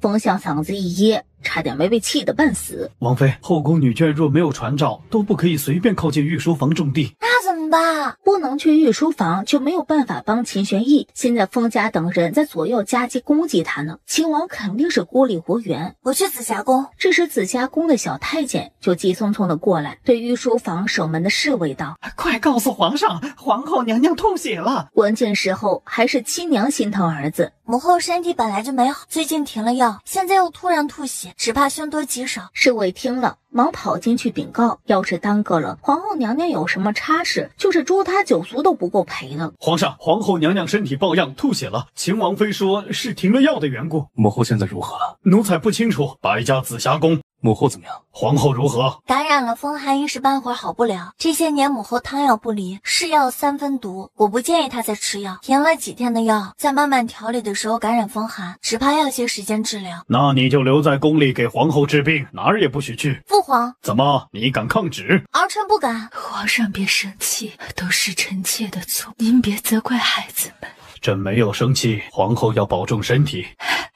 臣妾身体不中用，只怕不能再陪皇上。别说傻话，秦王妃医术精湛，她说能治好你就能治好你。秦王妃快过来给皇后治病。回父皇，我需要5年以上的甘艾草。做什么用？甘艾草能治好皇后的病。母后身体虚弱，吃药伤身体，所以儿臣打算用艾灸给母后针灸治疗身体。艾灸可温阳温通，通过给身体补充热量，达到局部的温化，让局部瘀滞的气血得到消散。气血运行可带走寒气，同时能够达到温任何治疗，不需要吃药，但一定要需要5年以上的干艾草。一定要5年份的干艾草吗？没有5年份，3年份也可以。其实宫里的太医没有办法区分艾草是几年份。那把宫里的艾草都拿来我来分辨。不过现在不能立刻艾灸，母后身体太虚弱了，得先调理几天。你留在宫里照顾皇后，怎么你敢抗旨？父皇，你给朕闭嘴！父皇一进来就这么大脾气，是因为儿臣找王爷借1000金兵种地的事情吗？身为秦王妃，不知道这么做会给秦王带来麻烦吗？前几天夸他懂事儿，能为秦王分忧，转眼就给他找了一堆麻烦，家乡地气的没说话，眼神老凶了。我是请1000金兵种地给宫钱的，花费不了多少时间。要是父皇不喜欢，那明天我让他们都回去吧，儿臣另外请人。儿臣会给母后调理身体，但我不能住在宫里侍疾。你身为秦王妃，就要注意自己的身份，先做好自己的分内之事。什么是你的分内之事？需要朕来告诉你吗？儿臣认为种地也是我的分内之事。儿臣在军营里待了2天才知道，龙虎军连米饭都吃不起，顿顿吃窝窝头，饭都吃不饱，士兵怎么会有力气训练？吃不饱饭又怎么会有力气打仗？国库空虚，儿臣明白，但朝廷不仅不给军饷，又不给大米，王爷天天因为军饷和粮草的事情忙得焦头烂额。那我身为秦王妃，就有责任帮助王爷解决这个难题。如今龙虎军的军饷都是他给的银子，朝廷没钱又没有粮，指望着有人可以站出来想办法，只是没想到站出来的却是他一个女人。行了，只要你不耽误治疗皇后的病，不管你是种地还是种草。那1000士兵种完地就让他们回去，下不为例。朝廷养的兵不可能给你用来种地。明公公是看得瞠目结舌，他还没有见过有人可以把皇帝毒得哑口无言的。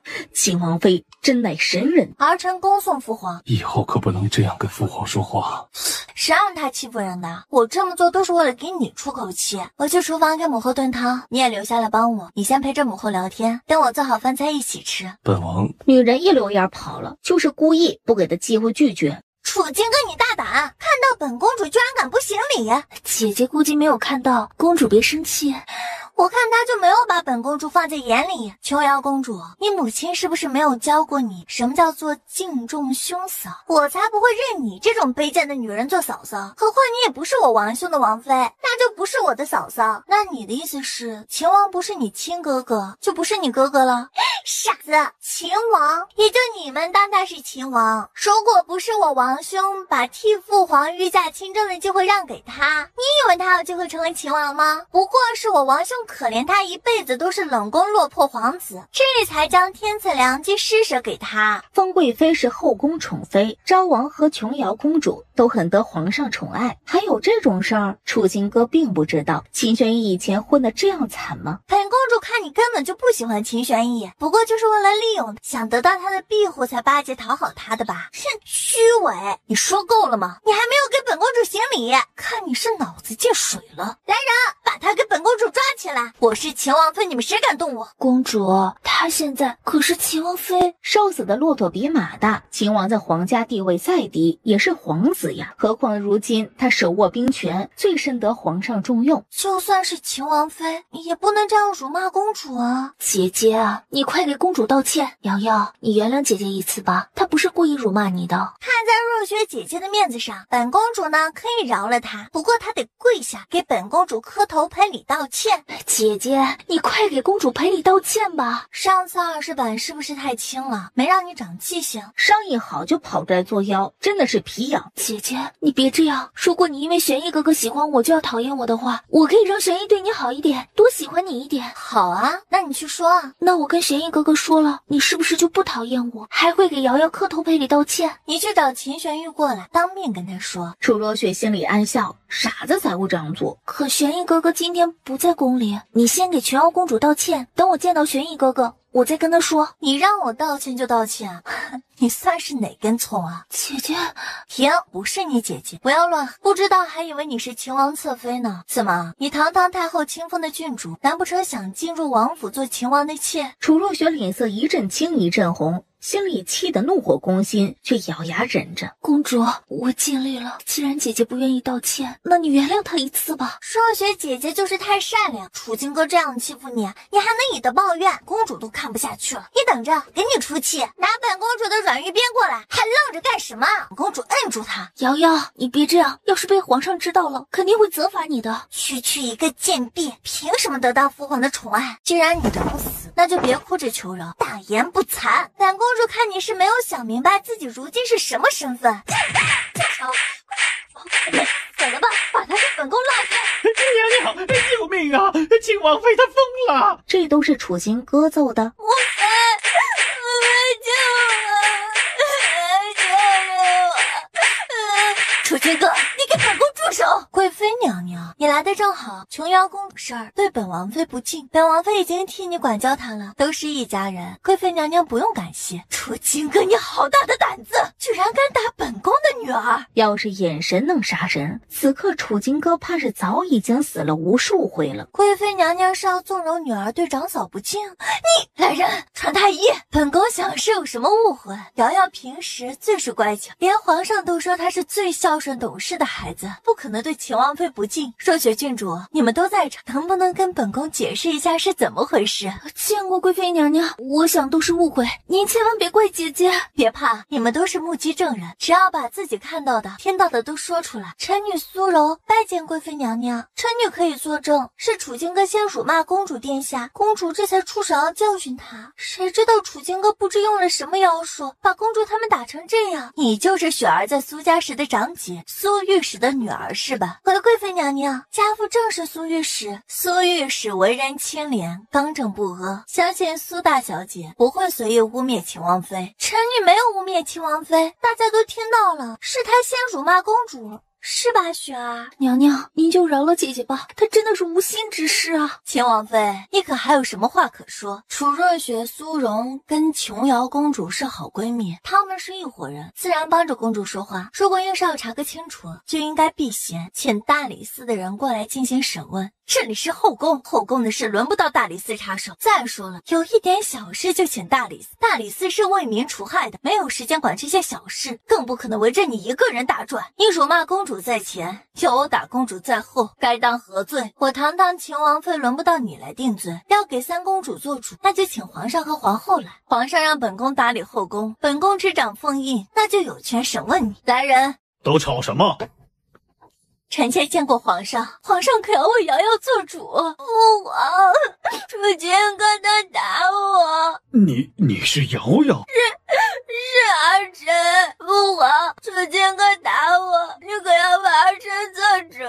秦王妃，你好大的胆子！父皇怎么不想想，我好端端揍他做什么？儿臣又不是野蛮人，不会没事就打人。皇上，瑶瑶平时最是乖巧懂事，不会平白无故对秦王妃不敬。俗话说一个巴掌拍不响，故障难鸣。如果不是秦王妃先辱骂瑶瑶，她不会对长嫂不敬。秦王妃还有什么话说？事情是这样的，最开始是三公主带着一伙人在御花园拦住了我，三公主上来就非要我这个做嫂子的给她行礼，我不行礼她就辱骂秦王，说秦王不是东西，身份低贱。我气不过就说了一句他是不是脑子进水，然后楚若雪、苏荣就一个唱白脸一个唱黑脸，说我辱骂三公主。接着你女儿就气急败坏，让人摁住，逼着我给她磕头道歉，我不磕就要用这条软玉鞭抽我揍她，那纯属就是正当防卫啊。三公主还说了，只有昭王爷的王妃才是她嫂嫂，她才会敬重，只有她和昭王爷的身份才最金贵，别的王爷都是卑贱的皇子，娶的王妃都是贱婢，不配她敬重。楚若雪、苏荣、秦琼瑶顿时脸色惊变。我要是有说错一句话，有歪曲事实，本王妃不得好死。怎么样？你们敢指着天发誓，你们没有联合起来欺负我，没有辱骂秦王，没有低贱王妃，发誓如果你们说谎，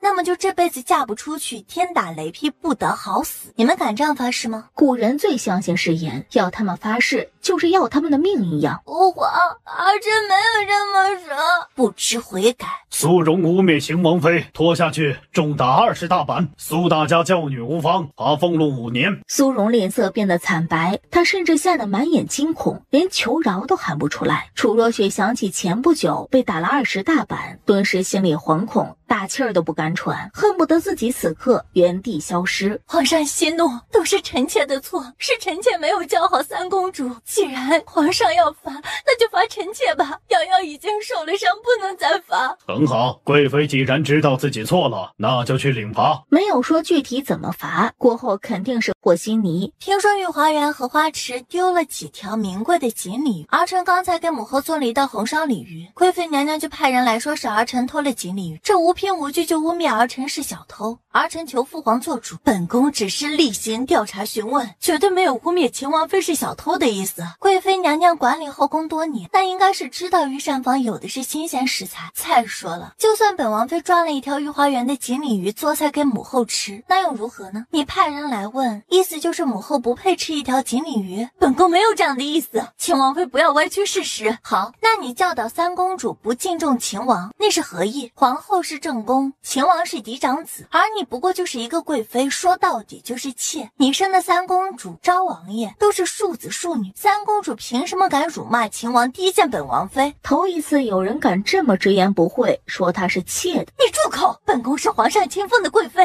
岂能容你低贱？我说的是事实，你不接受那也得接受。皇上，千错万错都是臣妾的错，是臣妾没有教好三公主。要是皇上觉得臣妾没有能力打理后宫，那臣妾等会就将凤叶交还给皇后娘娘。他哭唧唧地打起了感情牌。三公主禁足3个月，好好反省。贵妃罚俸禄3年，替皇后抄写佛经100遍。谢皇上隆恩。楚金戈进嘉庆帝只是小惩大戒了封贵妃等人，明白了皇帝是偏向封贵妃等人的，怪不得白皇后、秦王他们会被一个贵妃和庶子庶女提到头上，都是因为背后皇帝撑腰。儿臣告退。站住！父皇息怒，哥儿只是一时口不择言，您别跟他一般见识，赶紧认错。认什么错？关键他都不知道自己做错了什么了呀。朕没有让你们起来，就给朕跪着。什么时候知道自己错了，再来跟朕说个明白。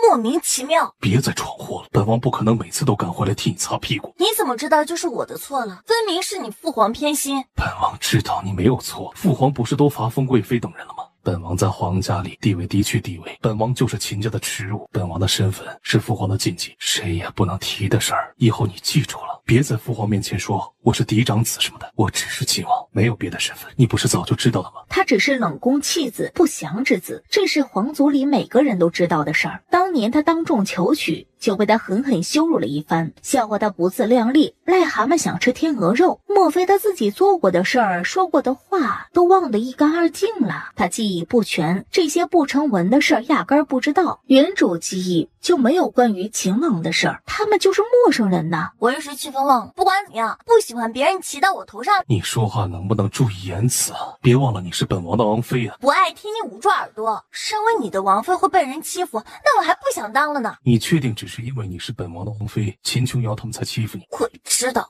不行了，我膝盖疼，我不想跪了。秦玄义以为他要去御书房认错，谁能想到女人突然晕倒在他怀里，冲他眨了眨眼，又晕死过去。王妃晕倒了，本王送的回府，立刻传太医。暴喜女人狂奔出皇宫，才跪了一小会儿，王妃就晕倒了。听说秦王吓得脸色发白，他们刚新婚不久，按道理王妃身体很好，不可能就这样晕倒，会不会是有了身孕？嘉庆帝手一顿，心里不知为何竟然很期待。让徐太医去秦王府给他看看。不会被发现吧？知道会发现，为什么还这样做？如果不用这个办法，那怎么逃过罚跪？我是不可能认错的，因为你越是认错，对方就越会理所当然地认为是你的错，这是原则性的问题，我不能轻易妥协。说得好。那你还让我道歉？有句话叫识时务者为俊杰，父皇也就是被你气得心里堵了一口气，有意敲打你。你要是顺势说一句我错了，就没有后面这么多事儿了。他的所作所为太过胆大包天，在他面前他可以忍受，但对方是九五之尊，怎么可能忍受他一次次的无礼？那些离经叛道的话，秦玄义觉得真的是娶回来一个祖宗呀，得时刻看着才能放心。父皇会派人来给你检查身体，你别以为就能糊弄。你想，你要是病了，还能跑去长寿村种地吗？要是被查出来你假装糊弄，到时候可就不是罚跪这么。那怎么办啊？我现在就想去长寿村看看地种的怎么样了。先回府，到时候本王会想办法，你就接着装病。在宫里，你为什么要替本王出头？宫里发生的事儿，他说的每一句话，安慰都告诉他了。这么说来，他心里会不会多少有点喜欢他呢？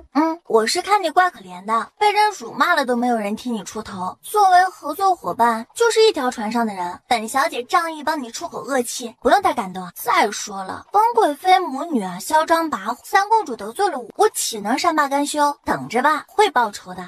就不该对他抱有希望。来人，停车！停车干嘛？这还没到家呢。你下去，本王不想再看到你。你开什么玩笑？我哪里得罪你了？你刚才不是还说帮我打掩护吗？再说了，你把我赶下马车，那到时候母后就会以为你虐待我，看你怎么办。那就给本王闭嘴。等，你要抱我下马车？本王凭什么帮你？3顿饭怎么样？不要。王爷，我好累啊，我走不动了，我膝盖疼，抱抱。金轩逸身体僵住，放手。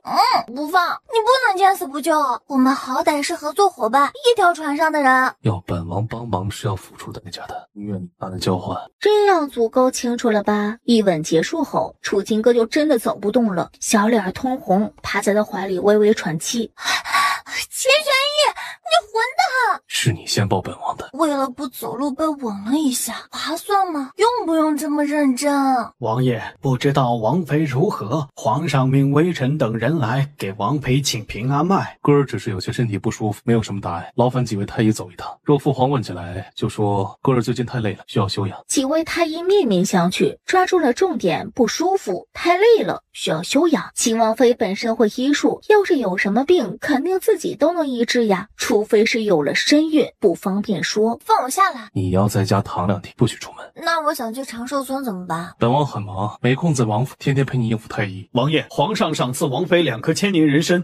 父皇是怎么回事？不是生气吗？怎么转眼又送来了千年人参？莫非是刀子嘴豆腐心？别忘了你答应本王的事儿，给本王做3个月饭菜。你想得美！看样子你不想去长寿村种地了，那当本王没说。3个月太长了，顶多5顿，1天1顿，做到我们合离为止。至于合离，那是不可能的事儿。楚金哥则想着，只剩下2个多月了，1天1顿不算什么事儿，反正他也要吃，还要给白皇后做药膳，那就顺便给他做吧。好吧，成交。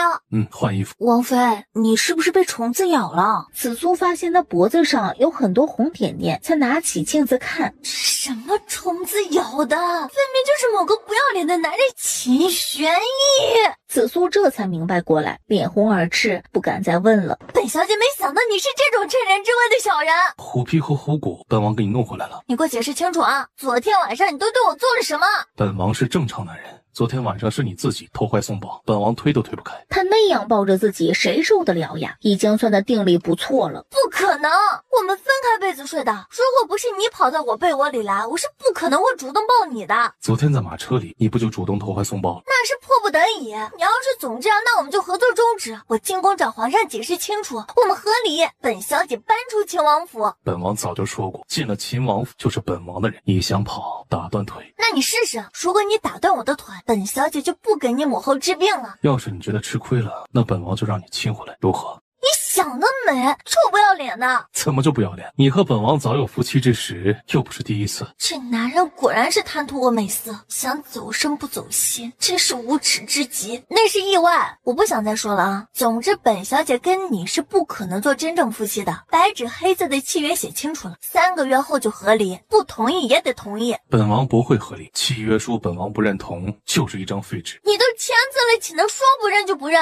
那你大可以拿着这份契约去找父皇告状，看他认不认。自古夫妻就没有这样的契约书，整个京城都不会有人认同。秦王不同意和离，莫非是爱上我了吗？你未免太看得起自己。既然不是，那为什么不让我走？过河拆桥着吗？你想利用本王的时候，可不是这样说话的。一开始不是你想做秦王妃吗？现在本王满足你，如你所愿，你还想如何？什么利用不利用的？我们是相互合作，各取所需。那就按照说好，3个月后再谈这件事。在这期间，你少给本王提和离，本王不想再听到这2个字。楚金哥明白他要面子，女人提出和离，总归心里不舒服。那便不提。虎虎呢？在哪里？男人似乎很生气，没理他，站起来就走了。还不错，东西都放在这里吧，我自己处理。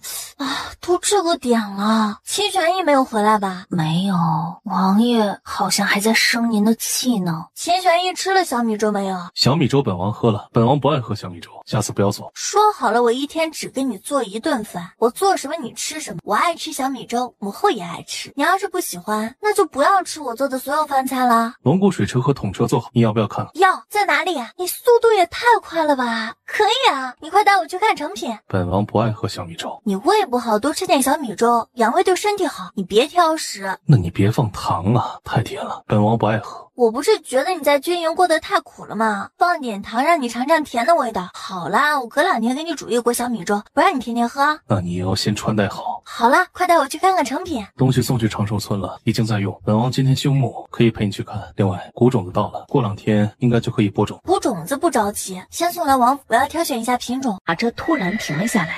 怎么回事？王爷有刺客，是杀我还是来杀你？管他们是来杀谁的，来者死。杀气好重啊！前2次刺杀我的凶手找到了吗？没有。大理寺少卿换成了风世杰，怎么可能抓得住凶手？搞不好派人刺杀他的就是风家的人。你说有没有可能是有人不想我治好皇后，所以要除掉我？你以后少出门。不排除是这样，说不定除了因为白皇后，还有慕容颂。慕容家的事儿水比海深。给慕容颂治好身体后，就别跟他接触了。我明白。若不是慕容颂给钱大方，他需要一笔钱，他也不会贸然接他这个病人。什么时候能跟他治好？难说，他的病比较棘手，跟你母后差不多，都是药罐子保命，常年如此，身体亏损很严重，需要调理过后再用药。不过慕容颂的情况要比你母后好多了，我再给他做一次药浴针灸吧。药浴针灸？他光着身子，你给他针灸？不然怎么针灸？不准！你是本王的王妃，怎么可以看到别的男人的身体？所以不准给他药浴针灸。那不然怎么给他治病？大夫眼里不分男女，我是大夫，这种事情没办法避免。再说了，我都收了他1半整金，这要是退钱，也得你把3万两黄金还给我。下次药浴针灸，本王也要在场。2人都没有下马车，王府安慰处理了那些刺客，楚金哥连尸体都没有看到，秦玄义更是压根儿没有管，好似这种事儿习以为常。回到王府，慕容颂和傅渊正好来找他。最近身体好了很多，可以继续第2次药浴针灸。我让人去准备一下，你们先吃饭。2位请坐，王府粗茶淡饭，别嫌弃。本公子没有想到，堂堂秦王府居然真的用粗茶淡饭来招待客人。不喜欢王府的粗茶淡饭，那就回你家去吃。秦王爷不喜欢楚金哥，却承认她是你的王妃，是不是看中她医术高明，想利用她挣钱？慕容公子是来看病，还是来挑拨离间？如果是后者，那请你立刻离开。王爷息怒，时期并无意说这些话，只是王妃给他治疗，心存感激，就怕他受什么委屈。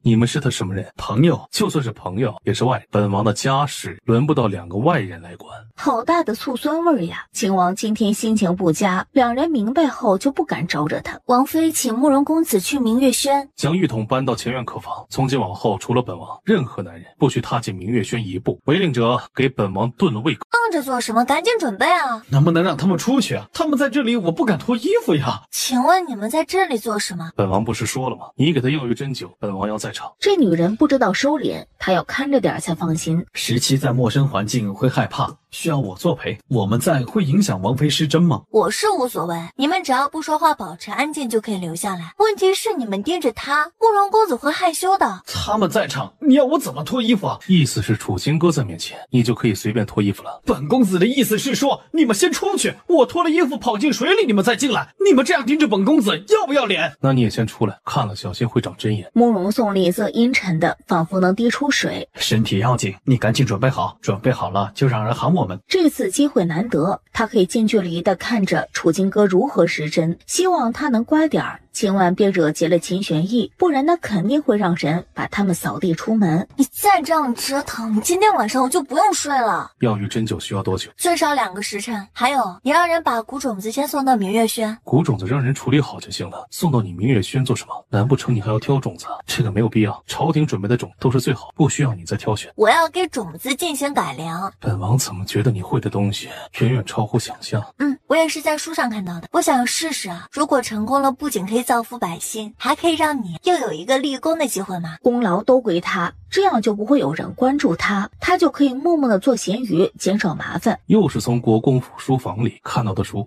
那本书叫什么？我给忘记了。为什么要将功劳给本王？如果你把功劳揽到自己身上，父皇说不定会册封你为郡主。有了这个身份傍身，会有自己的府邸和封赏，甚至有封地。你跟本王和离了，也可以有个保障。可以这样吗？你比我更需要这份功劳。我知道王爷这些年来不容易，即便现在你身在高位，可依旧兢兢业业，不容出一丝错误。我知道最近因为我给你带来了不少麻烦，所以这些功劳给你，就当是我报答王爷的恩情。本王不需要，是你的就是你的。现在八字还没有一撇呢，等成功了我们再说。王妃，17准备好了，您这边怎么样？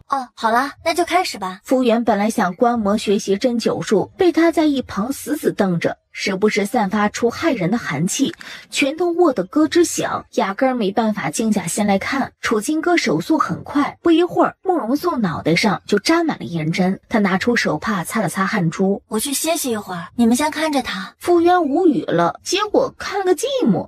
我在给他针灸，要找准穴位。那你戴上手套，明天本王让人给你做几副手套，你戴上再给他针灸。不要，戴着手套那就没有手感了。他还想要手感？秦玄义火气直涌到天灵盖，忍不住想掐死他。楚金哥，你当本王是死人吗？却发现女人已经睡着了，这自己被气得暴跳如雷，结果他压根儿没有当回事儿。你别动！秦玄义脸颊带着薄薄的红晕，额头冒出豆大的汗珠，极力克制着什么。你到底要干什么？瞬间明白是怎么回事，过了好一会儿才小声问：你好了没有？这一刻他仿佛在他眼里看到了深似海洋般的深情，不由被相互吸引。王妃，楚金哥忙一把推开他。秦玄义脸色霎时变得阴沉，心里不爽到极点。何事？王爷，慕容公子好像不太对劲，傅神医让人来请王妃过去一趟。这是正常现象。17有些头晕，是怎么回事？一直泡在热水里啊，被水汽熏久了肯定会头晕，会有点缺氧的情况。把窗户打开通通风。17不能吹风，一吹风他就会感染风寒。那这样下去他就不能继续奥运了。每次都没有坚持到2个时辰，如此还得再针灸一次。我给他的丹药吃了吗？我不想吃，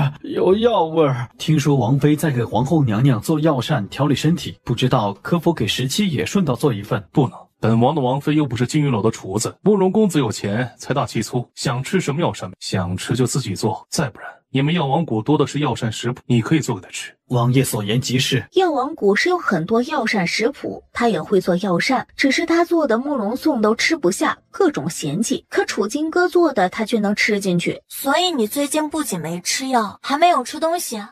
怪不得你邀约针灸的时候总是坚持不到最后，这样我没有办法给你针灸治疗的。我这套药浴针灸一定要坚持到2个时辰，你坚持不下去，这药材都浪费了。药材本公子会额外给你算赔偿。我把诊金退给你。慕容公子，你还是另请高明吧。你不是说会对自己的病人负责吗？怎么这么快就变卦了？因为你这样的态度我很不喜欢。你不配合大夫治疗，不听大夫的话，我没办法治好你的病。就你这样任性，那就是大罗神仙都救不了你。本王妃不想砸了自己的招牌，所以你们另请高明吧。我会改的，我不是不想吃，是真的吃不下。闻到药味他就害怕。明天开始我会按时吃药的，你别生气了。傅园惊讶，没想到他会道歉，还愿意乖乖吃药，这让他瞬间就对楚金哥刮目相看。秦玄义则眼神阴沉，十分不爽。明天我会做药膳让人送给你。有这样娇气的病人，楚金哥表示头疼。想尽快结束这一单，没办法，就只能给他做药膳。他会在药膳里加空间里的山泉水，可能山泉水可以让味道不一样，能让他有食欲。谢谢，我会给你额外付钱的。一道药膳就按照金玉楼招牌菜的10倍价格，你觉得怎么样？随你吧。本王不是说了不同意你给他做药膳吗？白纸黑字上写清楚，这3个月你归本王管，要听本王的话。本王不同意，你就不能做。你别这么小气嘛，他会额外算账的，到时候分你一半。我给母后做药膳就顺道卖给他一份，这能挣钱何乐而不为呢？到时候你派人给他送过去。见他累了，秦玄义便道：你早点休息，本王还有事儿要去军营。怎么样？王妃做的烤鸡翅和炸鸡腿可香了，但看影妻的脸色好像不太好。到底怎么了嘛？说来听听。回王妃，您做的烤鸡翅、烤鸡腿，王爷一口都没有吃到，食盒被张小将军偷走了，因此王爷罚了张小将军100军棍。张小将军不服气，就和王爷打了起来，现在两人都受了伤。他不知道从哪里吐槽，张将军怎么能这样不地道？那可是王妃给王爷做的爱心便当，真的太过分了。可不是，张小将军和王爷一直都不对付。那现在秦玄义怎么样？王爷受伤了，又没有吃东西。王妃，要不您去军营探望王爷吧，军营有军医，应该不碍事。可王爷气得都吃不下东西，听说王妃做的烤鸡翅很好吃，王爷一口都没吃到，都被张家父子偷吃了。不就是一口吃是吗？他和紫苏一唱一和的，仿佛他们家王爷可怜到没有饭吃。女人不能进军营吧？去了也进不去。两人顿时不说话。之前有秦王带着他进军营，可以例外，如果没有什么特殊情况，女子是不能进军营的。好了，明天再给他做一份烤鸡翅，我去睡一会儿。王爷有令，请王妃进军营。王爷怎么样？王爷没什么大碍，就是没有胃口。在龙虎军营里，张漾再牛逼，他也不敢伤害秦王，何况论单打独斗，张漾根本不是秦王的对手，被虐得够呛。秦玄义并没有受伤，是影妻夸大其词了，可他也是为了主子着想，如果不这么说，王妃肯定不会来军营探望王爷。为了保命，影妻提前告诉了秦玄义，秦玄义心里是想他来看自己，跑床上躺着看，免得露馅儿。影妻要是得不到楚金哥的信任，往后就没有办法帮他，剩下的时间不多了，他要尽快想办法让楚金哥歇了和离的心思。不是吧，你都受伤了还要干活？你怎么来了？他能不来吗？他的小安慰和小丫头都快把他说成可怜虫了，他要是不来，两位小家伙天天唠叨。听说你受伤了，就来看看你。张漾呢？秦玄义醋意瞬间上来，你关心他做什么？我就是好奇，他一个如此斯文人模狗样的世家公子，居然偷东西吃，他们张家不给他饭吃吗？再怎么样，秦玄义还是他名义上的夫君，岂能被人欺负？秦玄义心里不悦散了，本来就狗，别管他，本王饿了。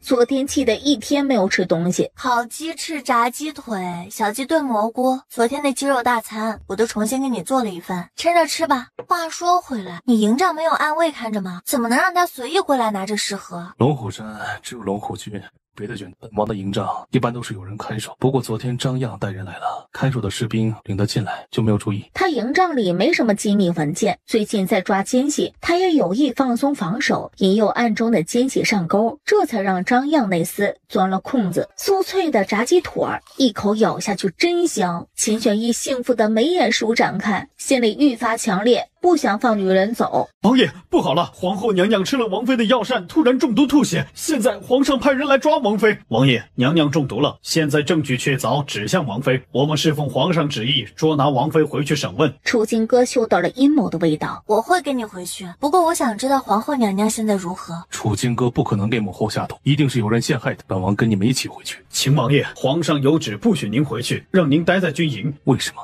如果说是母后中毒，父皇不可能不让他回京城。抱歉，皇上有旨，王爷最好不要抗旨。本王看谁敢带走他。秦王爷，莫非你要抗旨？不把话说清楚，就休想带本王的人走。楚金哥是本王的王妃，母后中毒事关重大，本王有权知道。臣是奉命行事，还请王爷不要为难臣。算了，我跟宋侍卫先回京看看吧。本王陪你回去。可父皇不是不让你回去吗？那你还是不要回去了，抗旨对你没有好处。你先别回去，要是我们两个都进去，到时候谁来救我？我先回去，你在军营，到时候还能想办法救我。宋侍卫，本王要见父皇，麻烦通传。他要派人保护楚金哥。王爷放心，傅神医进宫，皇后娘娘暂时没事，带王妃回去只是例行调查。您的要求，臣会如实传达给皇上。这一路上，臣也会保护好王妃。您的人最好不要离开军营，毕竟皇后会中毒，事关重要。王妃是秦王府的人，秦王府也脱不了干系。明白了，他那个父皇终究还是在怀疑他，所以要将他软禁在军营。他冷笑了声，没有执意再派人保护楚金哥。立刻给本王查清楚，到底怎么回事？